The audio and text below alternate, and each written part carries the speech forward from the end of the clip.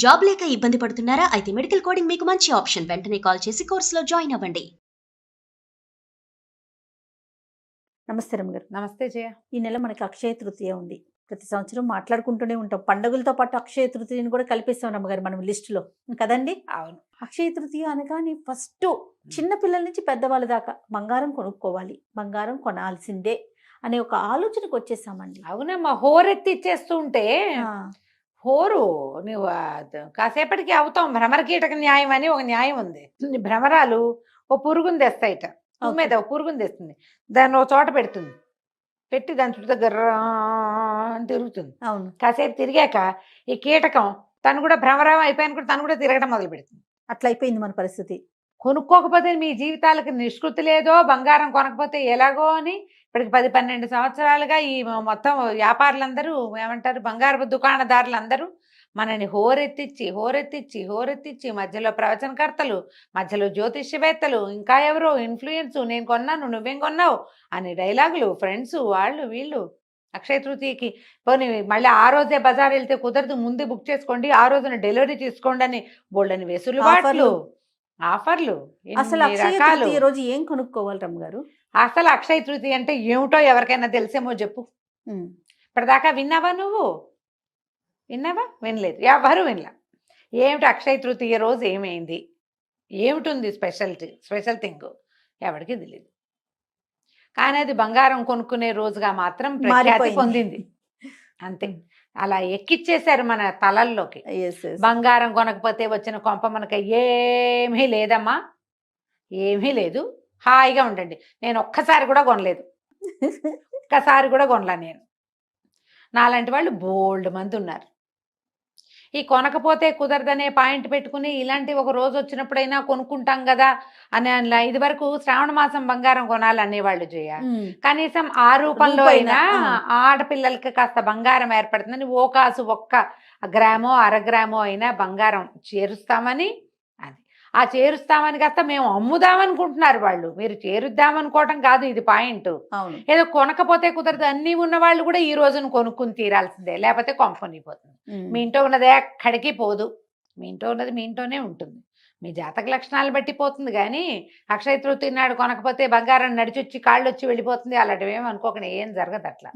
ఆ భయాలన్నీ మానేయండి మొదట. ఇలా మనం ఇతరుల చేతిలోకి వెళ్ళిపోతున్నామని మనకి ఎప్పటికైనా అర్థమవుతుందా జయ? ఇప్పుడు ఎలా అంటే, ఇప్పుడు ఇందులో మనం కూడా ఉన్నాం, అందరం ఉంటాం అంతే. ఏదో ఒకటి బాగుంది, ఇది బాగుంది బాగుంది బాగుంది అని చెప్తాం. విన్న వాళ్ళంతా ఇప్పుడు మనం ఏదో చీరలు చూపించాం పోతారు, కొనుక్కుంటారు. అంతే. కొనుక్కోపోతే కుదరదనే పాయింట్ ఉండకూడదు అంటా నేను అందులో. నువ్వు చీరలు చూపించు, నగలు చూపించు, చెయ్యంటారు. నచ్చితే కొనుక్కో, అవసరం నీకు కావాలంటే కొనుక్కో. అది ఈ రోజున కొనకపోతే నీకు కుదరదనే పాయింట్ లేదు, అసలు అది లేదు. ఈ రోజున పరశురామ జయంతి, పరశురాముడు పుట్టాడు అక్షయ తృతీయ రోజు. ఈ నార్త్ ఇండియాలో ఇంకా చాలా విషయాలు చెప్తారు. ఈ అక్షయ తృతీయ రోజునే పాండవులకి సూర్య భగవానుడు అక్షయ పాత్ర ఇచ్చాడు. ఆ అక్షయ పాత్రతోటే వాళ్ళు వనవాసంలో ఉన్న నాళ్ళు భోజనం చేశారు. వచ్చిన వాళ్ళందరికీ భోజనం పెట్టారు. దాని మీద ఒక కథ చెప్తారు కదా, దూర్వాస మహాముని వచ్చాడు, భోజనానికి వస్తామన్నాడు. అప్పుడేమీ ఆహారం లేదు, ఏం చేయాలి, పాత్ర తుడిచి ఆవిడ తిని పాత్ర తుడిచాక ఇంకా మళ్ళీ అందులో నుంచి పుట్టదు. అప్పుడు కృష్ణ పరమాత్మ వచ్చి ఏదైనా తడి ఒక మెతుకైనా ఉందేమో చూద్దామంటే ఒక చిన్న ఎండిపోయిన ఆకో మెతుకో ఉంటే అది తీసి ఆయన నోట్లో వేసుకుని సర్వభూత శాంతి చేశాడు. దాంతో ఆహారం కోసం అలమటిస్తూ వచ్చిన దూర్వాసుడు తదితరులందరికీ పొట్ట నిండిపోయింది. తేన్పులు తీస్తూ వెళ్ళిపోయారు. వాళ్ళ పొట్ట నిండిపోయింది కాబట్టి, భగవంతుడు తిన్నాడు కాబట్టి అందరి పొట్ట నిండిపోయిందని. ఆ అక్షయ పాత్ర ఈ రోజున ఇవ్వబడిందని ఒక కథ. ఓకే, అయిందా? ఇంకా చెప్దాం. వ్యాస భగవానుడు మహాభారతం రాయదలుచుకున్నప్పుడు వినాయకుడిని ఘంటం పట్టమని అడిగాడు. విఘ్నేశ్వరుడే ఘంటం పట్టి రాశాడు. ఆ ఘంటం పట్టి మొదట మహాభారతాన్ని స్టార్ట్ చేసిన రోజు అక్షయ తృతీయ అని ఒక కథనం ఉంది. ఇంకా ఉన్నాయి కథలు, ఇంకో కథ చెప్తాం. మన కుచేలుడు శ్రీకృష్ణ పరమాత్మని దర్శించడానికి వెళ్ళాడు. తన ఇంట్లో నుంచి గుప్పెడు ముక్కిపోయిన పాత అటుకులు పట్టుకెళ్ళాడు. చిన్నప్పుడు ఆ కృష్ణుడికి పెట్టాల్సిన అటుకులు తను తినేశాడని, ఆ అటుకులు తెచ్చి రుణం తీర్చుకున్నాడని కథ చెప్పుకుంటారు. అవునో కాదో అవన్నీ పుట్టినాయి కథలు. ఈ అటుకులు తీసుకుని కుచేలుణ్ణి అనుగ్రహించిన రోజు అక్షయ తృతీయ, వైశాఖ శుద్ధ తదియ అని చెప్తారు. ఎన్ని కథలు ఎన్ని ఉన్నాయి. కథలు ఉన్నాయి రమ్మగారు. ఏ కథ అయినా మనం చెప్పుకుంటామా, తెలుసుకుంటామా? బంగారం కొనే కథ మాత్రమే తెలుసుకుంటున్నాం. ఈ రోజు చాలా మంచిది, విశేషమైనది.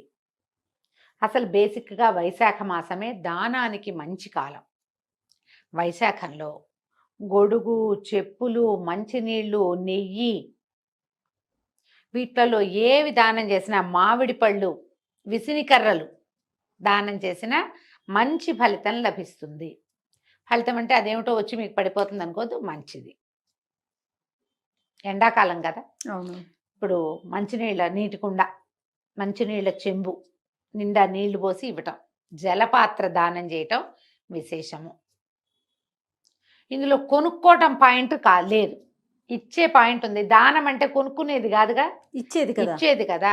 మంచినీళ్ళ కుండ ఎవరికైనా ఇవ్వాలనుకున్నారు, పని మంచిగా ఒక కుండ కొని పెట్టండి. ఈ రోజున ఒక చుక్క నీళ్ళు పోసి చేతిలో పెట్టండి, పనిచేస్తుంది. బ్రాహ్మడికే దానం చేయాలని లేదు, ఎవరికైనా చెప్పులు కొనిపెట్టచ్చు. ఇప్పుడు ఇందులో విద్యాదానానికి అవకాశం కూడా ఉంది.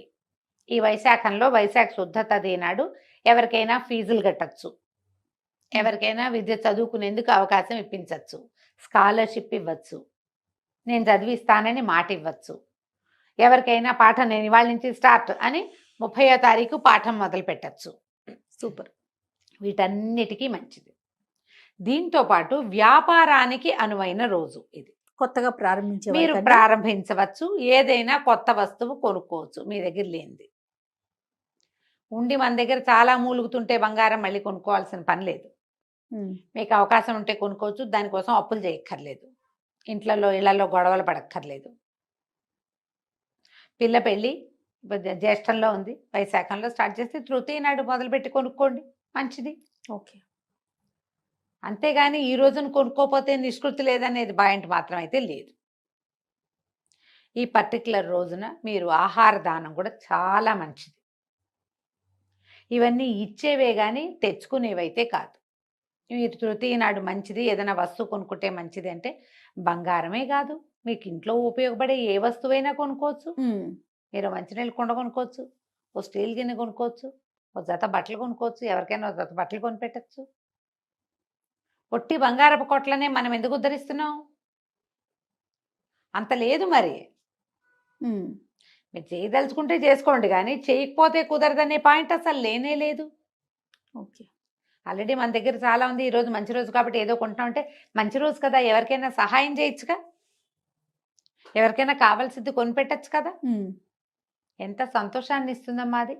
అక్షయ తృతీయ రోజున ఏం మంచి పేరు చేశామో సోషల్ మీడియాలో పెట్టండి అమ్మా, ఇన్ఫ్లుయెన్స్ అంతాను ఇవాళ ఈ మంచి పని చేస్తున్నామని. ఇవాళ అక్షయ తృతీయ, ఇవాళ చాలా మంచి రోజు, నేను వీళ్ళకి ఇది ఇచ్చాను అంతే. మా ఇంటి దగ్గర ఎవరో ఉన్నారు పాపం, వాళ్ళు పేదవాళ్ళు, చెప్పులు గిప్పులు బాగా కొనుక్కోలేరు, ఇంటికి 10కి చెప్పులు కొని పెట్టండి. అలాంటివి చేయండి అమ్మా. బంగారం కొనుక్కుంటే కొనుక్కోండి మీ ఓపిక. అది కొనుక్కోపోతే కుదరదనే భావాలని మాత్రం దయచేసి పెంపొందించుకోవద్దు, పెంపొందించద్దు కూడా. మంచి పని చేయండి. ప్రతి పర్వదినము మంచి పని చేయటం కోసం చెప్పబడింది. దీంట్లో భగవద్ ధ్యానం, లక్ష్మీ పూజ చేసుకోవచ్చు, విష్ణు పూజ చేసుకోవచ్చు, శివారాధన చేసుకోవచ్చు, ఏ ఆరాధన కుదిరితే ఆ ఆరాధన చేసుకోవచ్చు. రోజు చేసుకునే పూజ ఇంకొంచెం చక్కగా పాయసం చేసి నివేదన చేయండి. పప్పులో పెసరపప్పు, ఏదో ఈ కాలానికి ఎండాకాలం కదా, పెసరపప్పు కొని తలా ఒక 1 కేజీ ఇవ్వండి పని వాళ్ళకో ఎవరో ఒకళ్ళకి. ఎవరికైనా చక్కగా స్వయం పాకం ఇచ్చుకోండి, బ్రాహ్మణులకి ఇస్తే మంచిదని మీకు నమ్మకం ఉంటే అలానే చేయండి. చక్కగా స్వయం పాకం ఇవ్వండి, ఎంతో బాగుంటుంది. ఎవరికైనా హెల్ప్ అవసరము, చదువుకునే పిల్లలు ఉన్నారు, లేదా ఏదైనా ట్రస్ట్ వాళ్ళు పిల్లల్ని చదివిస్తారు, వాళ్ళకే ఇవ్వండి. ఈ రోజున అక్షయ తృతీయ రోజున ఇవ్వదలుచుకున్నాను నేను దానం, చక్కగా డబ్బులు పంపించేయండి, హ్యాపీగా ఉంటుంది.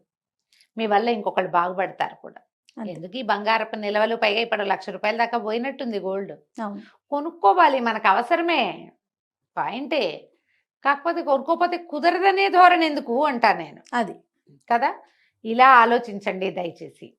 అక్షయ తృతీయ ఈ నెల 30వ తారీఖు తృతీయ చాలా మంచి రోజు. ఈ రోజున ఏదైనా మంచి పని చేస్తే అది ఎక్కువ అవుతుంది. ఈ బంగారం కొనుక్కునేది ఎందుకు? పెరగటం కోసం. మీరు సహాయం చేయండి, పెరుగుతుందిగా. అది కదా కావాలి మనకి. పుణ్యబలం పెరుగుతుంది మీకు.